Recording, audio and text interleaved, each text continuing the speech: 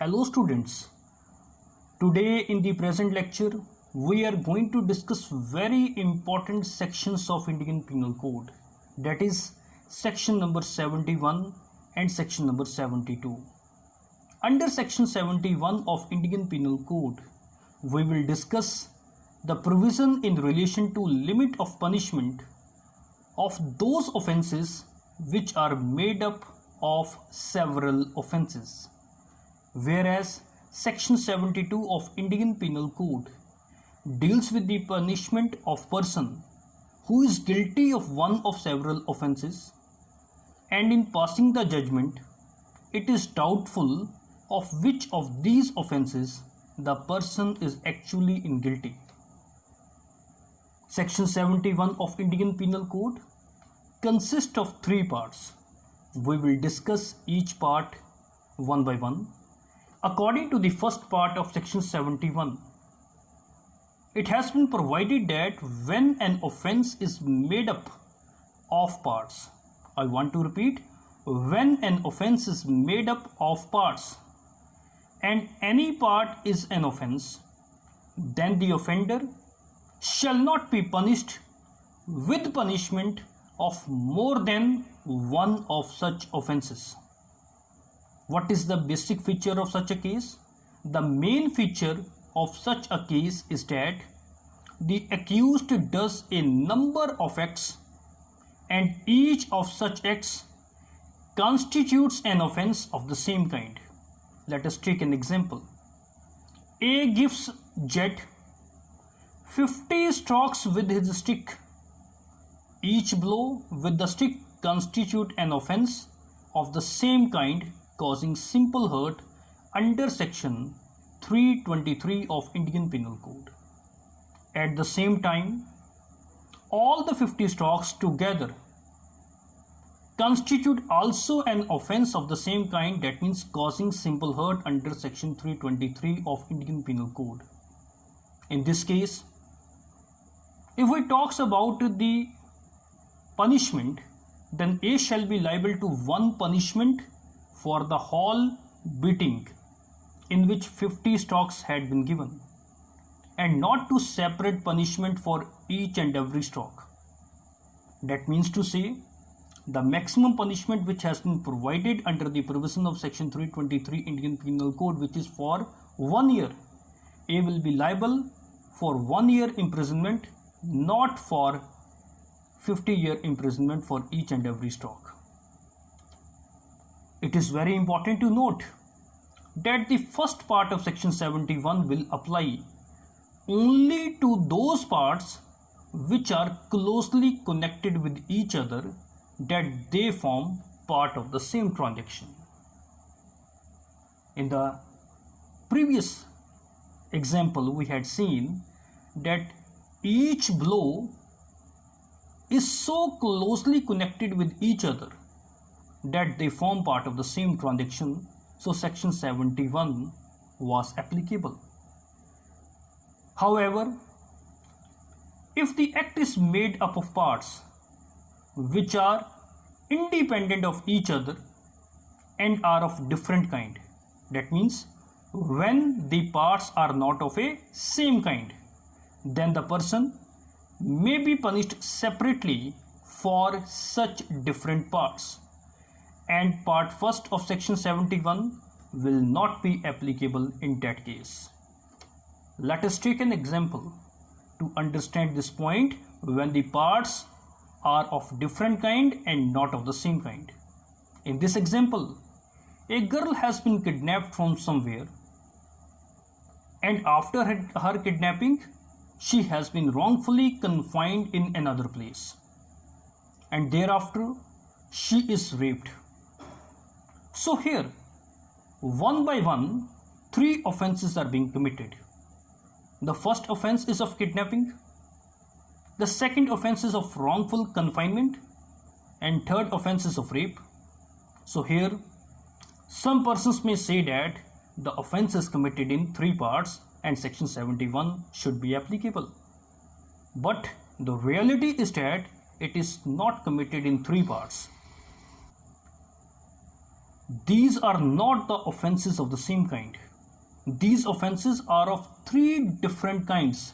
That means one offense is of kidnapping, the second offense is of wrongful confinement, and third offense is of rape.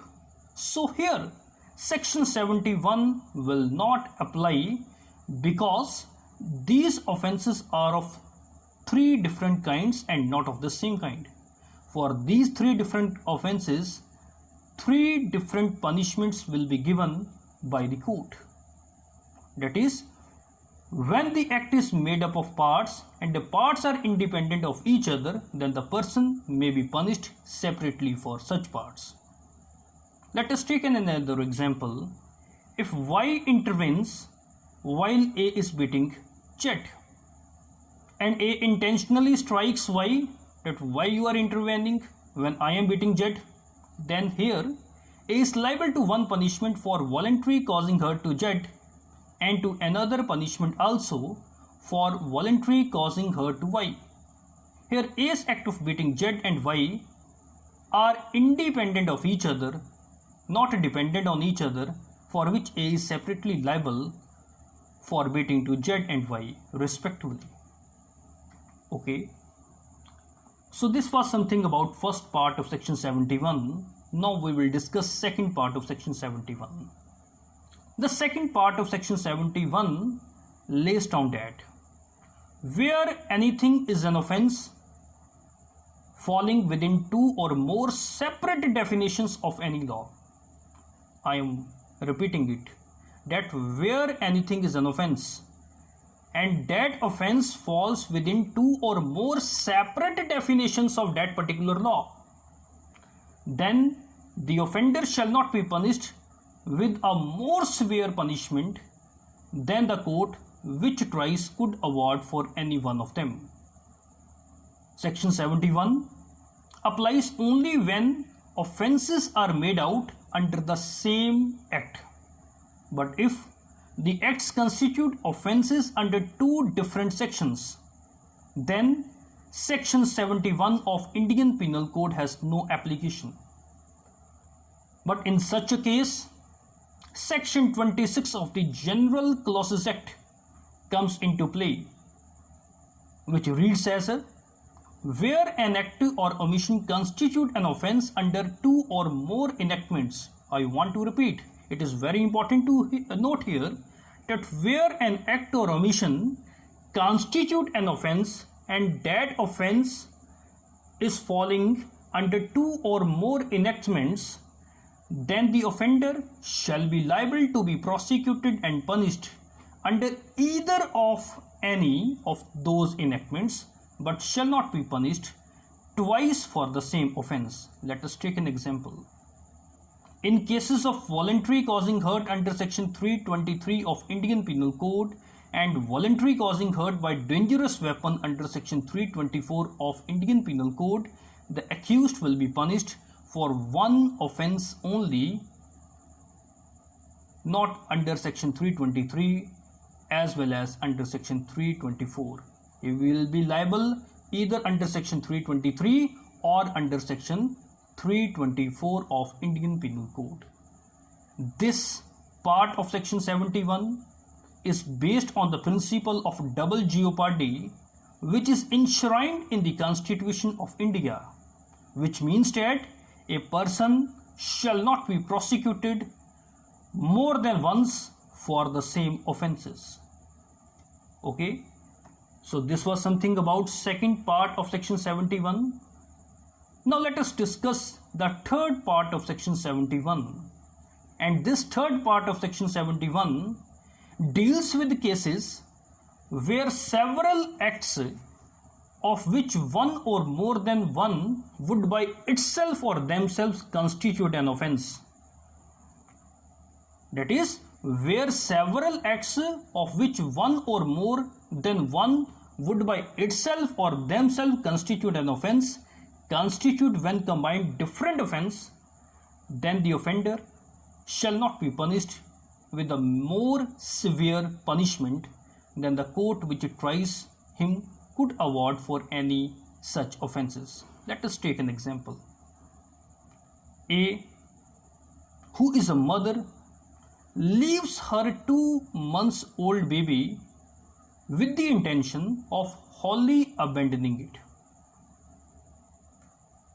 She has the knowledge that such act is likely to cause the death of that baby, and the child dies in consequence.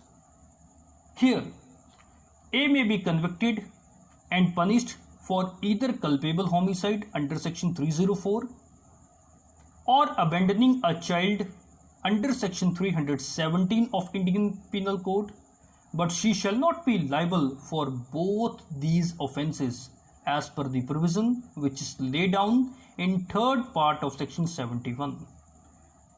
So this was something about section 71.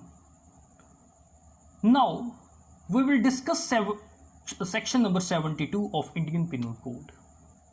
Section 72 of Indian Penal Code deals with the provision in relation to punishment of person who is guilty of one of several offences. When a person is guilty of one of several offences and the judgment stating that it is doubtful of which he is guilty, section 72 states that in all cases in which a judgment is given, judgment has been given that a person is guilty of one of several offences which is specified in the judgment. But while passing the judgment, what has been happened? But that it is doubtful of which of these offences he is guilty. Then the offender shall be punished for the offence for which lowest punishment is provided if the same punishment is not provided for all. That means to say, we will compare the quantity of punishment which is provided for different offences and minimum punishment is to be provided to the offender. Let us take an example to understand this point. In a case where the accused is found to have fraudulently misappropriated property, he has fraudulently misappropriated property, and it is not clear whether the act amounted to theft under section 380, which is punishable with 7-year imprisonment, or criminal breach of trust, which is punishable under section 406 with 3-year imprisonment. So, which punishment is less? The punishment under section 406 is less. He will be punished for the offence for which the punishment is less. Therefore, he will be punished for 3 years for criminal breach of trust. So this is something about section number 71 and 72 of Indian Penal Code. If you like my video, then please like my video. And if you have not subscribed my channel, then please subscribe my channel and share it more and more. And if anyone of you want to take notes of my lectures, then you can go to Google and type lawarticles2020.blogspot.com. You will reach at my page where you will found number of articles written by me. So thank you very much.